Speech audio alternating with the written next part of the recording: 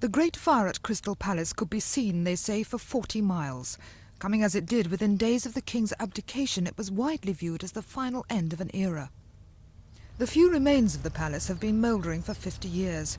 The derelict site still bears the tracery of the terraces and gardens that flanked the huge glass domes.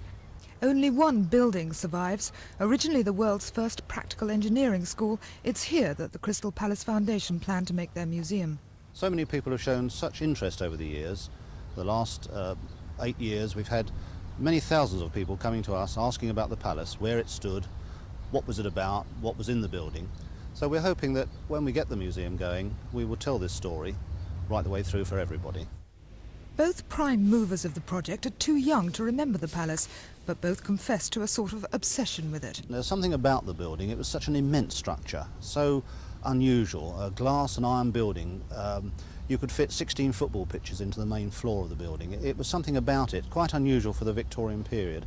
It wasn't over-flowery, a very, very simple structure, and yet something extraordinary about it. I just wanted to get involved. It was so fascinating to see all these remains at the Crystal Palace and the old statues. What sort of things were there?